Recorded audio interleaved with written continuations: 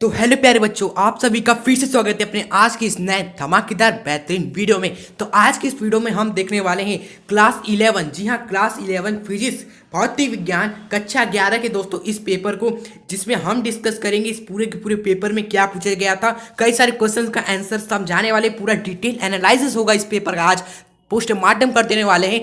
और आपको बता दें, आप किसी भी बोर्ड से हो, चाहे यूपी बोर्ड से हो, आप आरबीसीएससी बोर्ड से हो, एमपी बोर्ड से हो, फ्रेंड्स आप किसी भी बोर्ड से हो, आप इस वीडियो को पूरा जरूर देखना, क्योंकि एग्जाम में दोस्तों आपके कहीं ना कहीं इन्हीं में से ही कोई ना कोई क्वेश्चन फंसने वाला है। तो आइए बिना टाइम वेस्ट करते हुए अपने आज की इस एक्सप्लेनेशन, अपने आज की इस एनालिसिस, अपने आज की इस पोस्टमार्टम वीडियो को शुरू कर देते हैं। और यहाँ पर सबसे पहले हम देखते हैं बहुविकल्पी प्रश्नों को। ओके, और जिन बच्चों ने अभी तक वीडियो को लाइक नहीं किया है, चैनल पर नए हो तो सब्सक्राइब नहीं किया है, तो सब्सक्राइब लाइक जवा दीजिए, ठोक दीजिएगा। ओके, तो चलिए सबसे पहला जो क्वेश्चन है यहाँ पर, नोबेल पुरस्कार प्राप्त करने वाले प्रथम भारतीय वैज्ञानिक कौन थे। ओके, तो इसका आंसर हमारा क्या हो गया दोस्तों, H.K.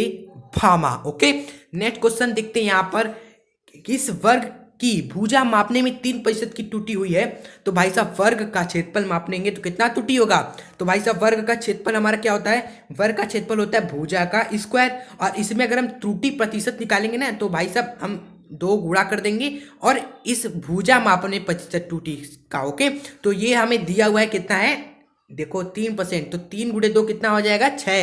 तो यहाँ पर इसका आंसर हम क्या लगाएंगे, ये ए वाला ऑप्शन। कई बच्चे यहाँ पर स्क्वायर कर देते हैं, 3 का स्क्वायर करके खटाक से 9 लगा देंगे, नहीं कि नहीं, जो घात में होता है ना प्रतिशत त्रुटि के केस में, वही चीज यहाँ गुणा में आ जाता है फ्रेंड्स। ओके, चलिए आगे बढ़ते हैं। यहाँ पर ग नंबर में है कि 2 सदी से, आगे बढ़ते हैं, 2 सदी से ए एवं बी ये परस्पर क्या है, लंबवत है। यानी कि भाई साहब अगर ए सदिश आपका ऐसा है तो बी सदिश कैसा है, इसी के ऊपर खड़ा हो गया बेचारा के ऊपर, ऐसा सदिश है।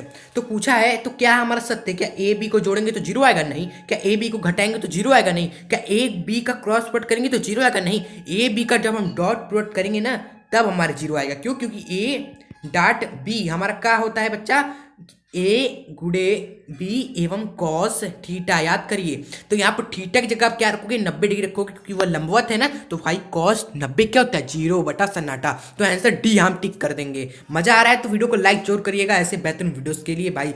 ओके, नेक्स्ट क्वेश्चन देखते हैं। एम द्रव्यमान की एक वस्तु पर एक एफ बल डेल्टा टी समय तक हमने लगाएगा बल। तो बल का हमसे पूछा सिंपली आवेग क्या होगा। तो सभी को पता है कि जो बल का आवेग सिंपली हमारा क्या हो जाएगा, आवेग जो हमारा होता है वह होता है जो हमने बल लगाया और कितने समय तक लगाया उसका गुणनफल, यानी कि एफ गुणे जो समय लगाया डेल्टा टी, उसका गुणनफल हमारा आंसर हो जाएगा। किस ऑप्शन में है, यहाँ पर ऑप्शन नंबर बी आपका यहाँ पर करेक्ट था। ओके प्यारे बच्चों, आइए आगे बढ़ते हैं। यहाँ पर आप देखते हैं क्वेश्चन नंबर 5 लगा देते हैं, इसमें भी 4 चांद। ओके, क्वेश्चन है कि एक कण पर समान चाल से वृत्ताकार पथ पर चक्कर लगाता है, कण का जो त्वरण है वह ज्ञात कीजिए। ये क्या पूछ दिया, यहाँ पर एक कण है वह क्या कर रहा है, वृत्ताकार गति कर रहा है, वृत्ताकार से घूम रहा है, गोल गोल गोल गोल गोल। तो भाई जब कोई वस्तु, जब हमारा कोई भी कण वस्तु क्या है, अगर वृत्ताकार पथ पर हमारा घूमता है इस तरह सर्कुलर, तो उस पिंड पर हमारा एक ही हमारा त्वरण लगता है, वो भी केंद्र की तरफ, जिसको अभी केंद्रीय त्वरण बोलते हैं, जो कि हमारा सिंपली इस केंद्र की तरफ आप कह सकते हो हमारा होता है एकदम। ओके, जैसे वृत्त की त्रिज्याई है ना, इसी की तरफ हमारा होता है सिंपली। तो ऑप्शन नंबर कौन सा यहाँ करेक्ट करेंगे आप, कि वृत्त की त्रिज्या के अनुदिश लगता है अभी केंद्रीय त्वरण। ओके, उसके बाद सेकंड क्वेश्चन है, वृत्तीय गति करते हुए पिंड कर कोणीय वेग तथा रेखी वेग में संबंध क्या है। ओके, सभी को पता है v बराबर होता है हमारा r ओमेगा, ये होता है हमारा कोणीय वेग, ये होता है हमारा रेखीय वेग, ये संबंध है, यही लिखना था। उसके बाद सेकंड क्वेश्चन है कि सीमांत घर्षण से आप क्या समझते हैं। सीमांत घर्षण देखो आपको पता होगा, किसी वस्तु, ये देखो मान लो कोई वस्तु है ना, इस वस्तु का सतह पर रखा, इस वस्तु पर हमने क्या लगाया, बल लगाया, तो ये वस्तु क्या करी, गति करने लगी। क्या करने लगी, गति करने लगी। और गति करने से जस्ट पहले दोस्तों इस वस्तु पर जो घर्षण लग रहा था, यहाँ पर इस वस्तु पर जो घर्षण लग रहा था, गति करने से जस्ट पहले यहाँ पर जो फ्रिक्शन लग रहा था, गति करने के जस्ट पहले जो घर्षण बल आपका लगता है, उसी घर्षण को हम क्या बोलते हैं, सीमांत घर्षण बोलते हैं। बस काम खत्म, पैसा हजम, यानी कि नंबर मिल गया, सिंपली बात। फोर्थ क्वेश्चन है कि जड़त्व तंत्र निर्देश से क्या तात्पर्य है। देखो जड़त्व निर्देश तंत्र हमारा एक ऐसा तंत्र होता है जिसमें हम क्या करते हैं, सभी गति का अध्ययन करते हैं, सभी गतियों का अध्ययन करते हैं। सरल रेखीय गति हो गया, समतल में गति हो गया, इन सभी गतियों का अध्ययन करते हैं, इसको हम जड़त्व निर्देश तंत्र कहते हैं। उसके बाद है आपका यहाँ पर कि पांचवा की दो सदिशों के अदिश गुणन के दो उदाहरण लिखिए। अब तो सिंपली हमें दो सदिशों के अदिश गुणनफल के क्या करने हैं, दो उदाहरण लिखने हैं। तो दो उदाहरण आपको बता देते हैं। वो दो उदाहरण है, पहला आपका हो गया ये, दूसरा का हो गया आपका विद्युत फ्लक्स, कार्य एवं विद्युत फ्लक्स, इसके दो उदाहरण है। उसके बाद नेक्स्ट क्वेश्चन देखते हैं, पांचवा छठवा है कि एक आर त्रिज्या के वृत्त पर परिधि पर वी चार से घूम रहा है आधे व पूरे आवर्त काल बाद विस्थापन ज्ञात करिए।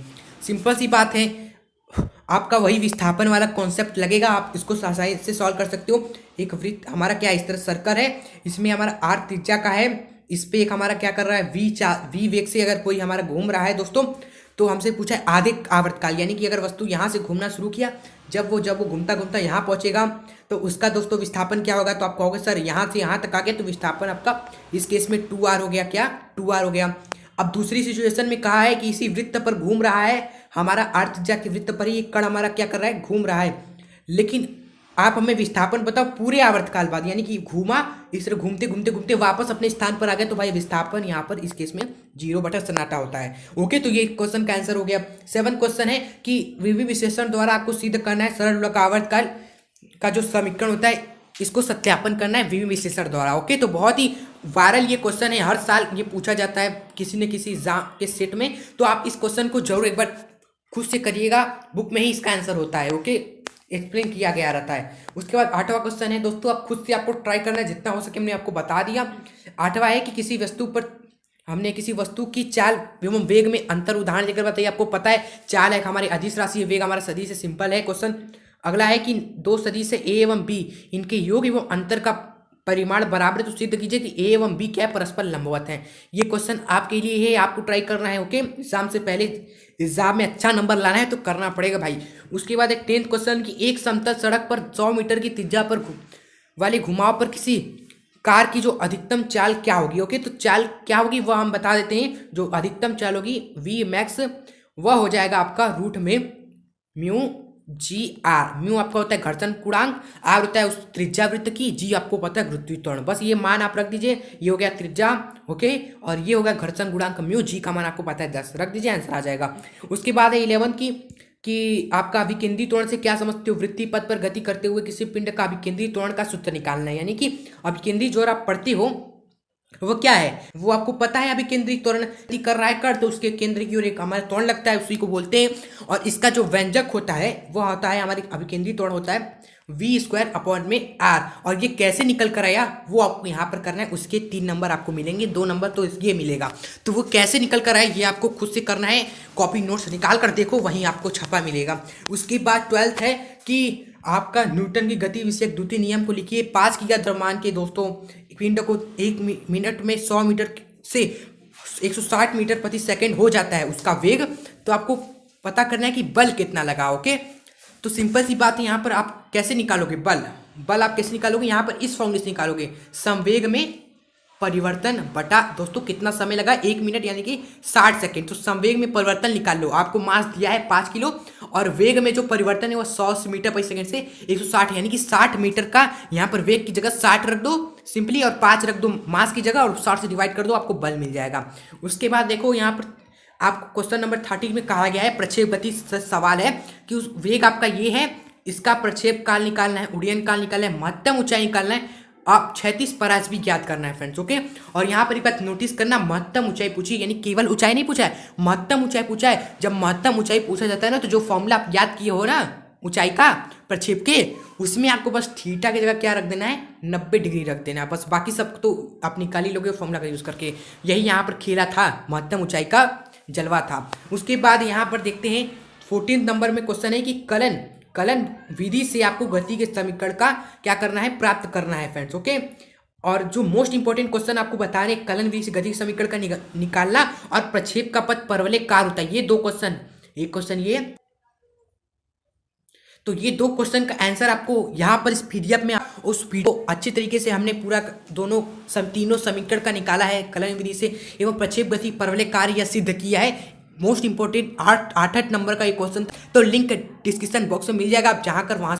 उसके बाद आप देखोगे यहाँ पर 15 नंबर पे क्वेश्चन है कि विभव विश्लेषण विधि से आपको अभी केंद्रीय बल सूत्र प्राप्त कीजिए तथा आपको 36 में वृत्तीय गति पिंड का द्रव्यमान m, वृत्त की त्रिज्या एवं चाल आपका v है फ्रेंड्स। ओके, तो विभेद विश्लेषण विधि द्वारा हमें अभिकेंद्री बल निकालना है। अभिकेंद्री जो बल रहता है हमारा mv²/r, तो ये बल का हमें क्या करना है, इस फॉर्मूले को निकालना है किसके द्वारा, विभेद विश्लेषण विधि का यूज कर। ओके, तो ये क्वेश्चन आपके लिए है। उसके बाद देखोगे यहाँ पर प्रक्षेप का पथ परवलय कार्य होता है, ये सिद्ध करिए। और अगर आपको ये नहीं आता तो भाई साहब ये न्यूमेरिकल्स में उलझे रहो। ओके, तो यहाँ पर अच्छी बात यही है कि आप प्रक्षेप का पथ परवलय कार्य, ये वाला क्वेश्चन आप अच्छे से देख लो, अर्धवार्षिक परीक्षा में हर साल पूछा जाता है। और कलन विधि से गति के समीकरण जो है यहाँ पर, इसका निगमन कैसे किया जाता है फ्रेंड, उसका आप देख लो। ओके, तो इन दोनों चीज़ों को आप देख लेना, लिंक डिस्क्रिप्शन बॉक्स में मिल जाएगा। यहाँ पर दोनों वीडियोस में हमने सिखा रखा है कलन विधि से गति के समीकरण को कैसे निकालते हैं और प्रक्षेप का पथ परवलय कार्य होता है